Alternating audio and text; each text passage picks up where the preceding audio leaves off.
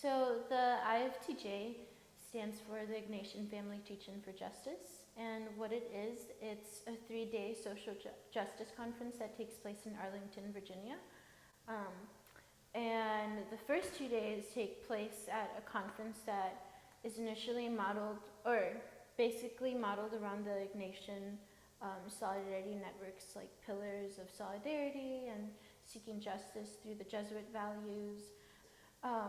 And so at this conference, there's a lot of conversation around how we can form or be the bridge between us as college students and like marginalized communities.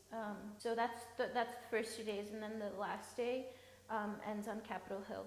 And Capitol Hill is when the meetings with our lawmakers take place, and on this day is where we talk about our specific pieces of legislation.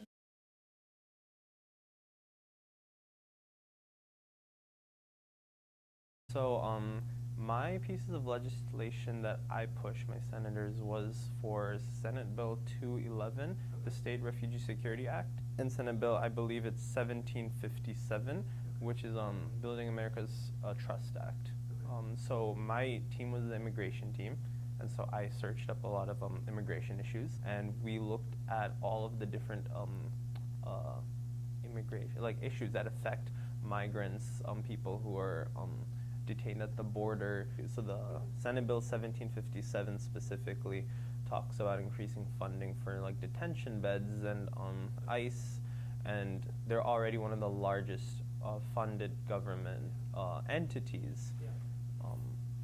And we're the only country in the world that has a quota for detention beds. We're the only country in the world that says we need to, at any given time, have a minimum amount of detention beds filled. And all of that money that comes from our taxpayers goes to private prison industry.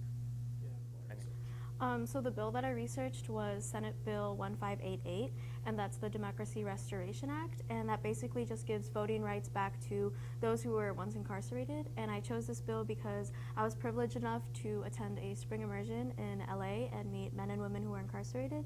And one man in particular, his name is Castro, he told us that death isn't when you take your last breath, it's when you're forgotten. And I feel like the incarcerated in our country is one of the most forgotten populations in our country and in our society.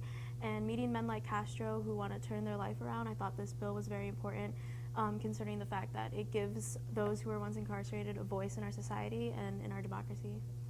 I conducted research over House Bill 3923, Dignity for Detained Immigrants Act of 2017.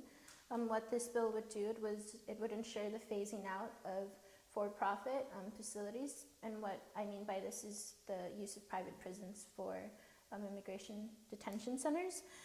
Next, it would establish enforceable civil detention standards for DHS detention facilities, and what this means is that the facility would be held to a high standard where ultimately the goal is to decrease the use of just the maltreatment of individuals that occurs in these detention facilities. And lastly, what this bill would do, it would ensure fair, individualized custody determinations to ultimately, and what these 3 points would do, they're meant to significantly decrease the number of individuals that are being held in these immigration facilities, in these detention facilities.